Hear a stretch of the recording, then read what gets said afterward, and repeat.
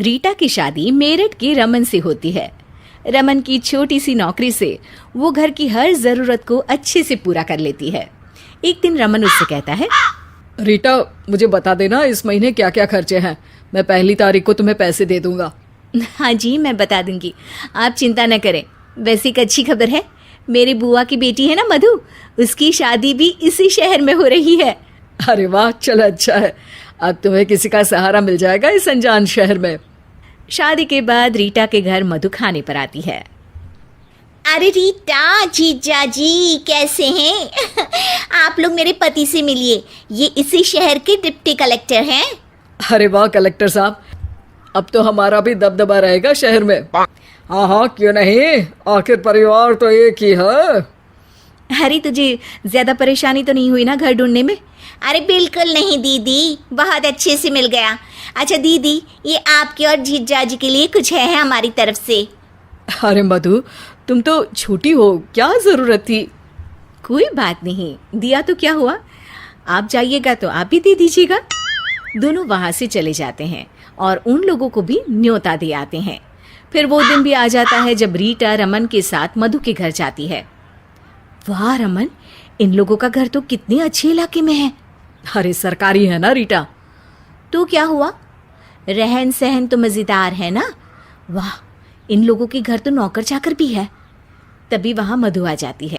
नमस्ते दीदी, जीजा जी, फाइनली आप लोग आए। तो ये भी आते ही होंगे, इनके पास ना काम ज़्यादा होता है।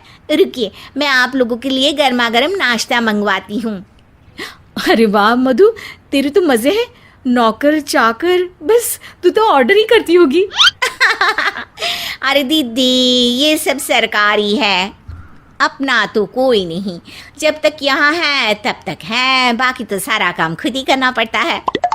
रीटा और रमन अपने घर आ जाते हैं। आते ही रीटा बोल पड़ती है, देखिए जी, मैं आपको एक बात साफ साफ बता दे रही हूँ, घर लूंगी तो उसी इलाके में, नहीं तो मैं आपके साथ नहीं रहूंगी। अरे रीटा, लेकिन वो तो वीवीआईपी इलाका है, वहाँ घर लेना तो मेरे औकात से बाहर है। तो क्या जरूरत थी मुझसे शादी करने की, मेरी भी हो जाती किसी कलेक्टर से। देखो रीटा, मैं तुम्हें वादा करता हूँ कि जल्द ही हम इससे बड़े घर में चलेंगे, लेकिन उस इलाके में मकान मैं तो सोच भी नहीं सकता। क्या सोच नहीं सकते, गांव वाले घर को बेच दो ना, इस घर को बेच दो, दोनों घर बेचकर उस इलाके में हम लोग ईएमआई से घर ले ही लेंगे। अरे ये कहाँ की समझदारी होगी, 2 मकान बेचकर वो भी किस्तों में घर, ना बाबा ना। लेकिन रीटा तो इस बात पर अड़ जाती है और फाइनली रमन को वैसा ही करना पड़ता है। रीटा उसी इलाके के मकान में शिफ्ट हो जाती है। एक दिन मधु, अरे दीदी, आपसे ना एक छोटी सी रिक्वेस्ट है। अरे हाँ हाँ, बताओ ना, क्या बात है। दीदी, हम लोग ना कुछ दिन के लिए विदेश घूमने जा रहे हैं, क्या हमारा कुत्ता आप अपने घर रख लेंगी? विदेश? अरे वाह रे मधु, तू तो बड़ी किस्मत वाली है। अरे कहाँ दीदी, अब ये सरकारी अफसर हैं, देखती तो हैं ही आप, काम ही काम करते रहते हैं। अब जीजा जी की तरह थोड़ी ना परिवार को थोड़ा वक्त दे और कड़ी मेहनत से नौकरी भी करे। मतलब क्या? दीदी, जीजा जी लगातार तरक्की कर रहे हैं क्योंकि वो काम अच्छे से करते हैं। वहीं वो आपको और परिवार को भी तो अपना पूरा समय देते हैं ना, कहीं घूमने जाना हो या फिर कोई शादी ब्याह में। लेकिन मैं तो हर जगह अकेली ही जाती हूँ। ये सुबह जाते हैं तो कभी कभी पूरी रात काम करते हैं। शहर और राज्य की जिम्मेदारी जो है, मैं भी तो कुछ नहीं बोल पाती। अरे लेकिन तू तो लकी है। अरे काहे की लकी दीदी, मैं तो सोचती हूँ काश मेरी किस्मत आप जैसी होती, थोड़ा ही होता लेकिन सुकून तो होता। यहाँ तो सुकून ही गायब है। मधु कुत्ता देकर वहां से चली जाती है। रीटा के मन में तो बस अब एक ही ख्याल रहता है कि किसी तरह वो भी छुट्टियां मनाने विदेश जाए। रीटा, बहुत थक गया हूँ, थोड़ी चाय तो बना दो।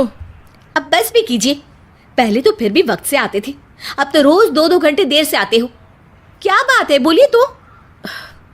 रीटा, अब तुमसे क्या झूठ बोलना, इस घर की ईएमआई के चक्कर में मुझे रोज ओवर ड्यूटी करनी पड़ रही है।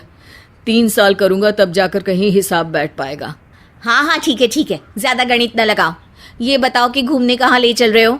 सच ना रीटा, वो भी क्या दिन थे जब हम महीने में 1 दिन निकल जाते थे घूमने।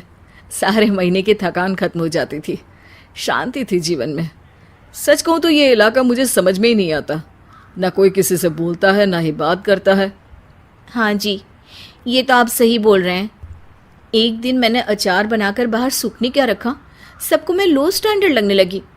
उस मोहल्ले की तो मैं प्रधान थी, यहाँ तो सारा दिन घर में रह रहकर थकी जाती हूँ। रीटा, क्यों ना हम इस घर को बेच दें? हाँ, क्यों नहीं, फिर उन पैसों से हम विदेश घूमने चले। हाँ, घर का क्या है, किसी भी मोहल्ले में किराए पर रह सकते हैं। अरे ये कैसी बात कर रही हो तुम रीटा? 2-2 मकान का मालिक रहा हूं मैं, किराए के मकान में नहीं रह सकता मैं।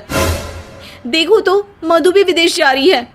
ओहो, तुम उसकी बराबरी करने के चक्कर में खुद को बर्बाद कर रही हो। पर रीटा है कि मानती ही नहीं और रमन को घर बेचकर किराए के मकान में रहना पड़ जाता है। एक दिन, रीटा, मेरी नौकरी चली गई है। अगर जल्द ही नौकरी ना मिली तो हम अगले महीने का किराया कैसे देंगे? है? ये क्या बोल रहे हैं आप?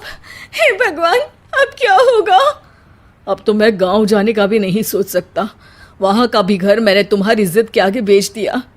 हे भगवान, दिखावे के चक्कर में मैंने ये क्या कर दिया? अपनी सारी जड़ें काट दी। अच्छा खासा घर था, शांति और सुकून था। मुझे माफ कर दीजिए। लेकिन कहते हैं ना कि अब पछतावे होत क्या, जब चिड़िया चुग गई खेत।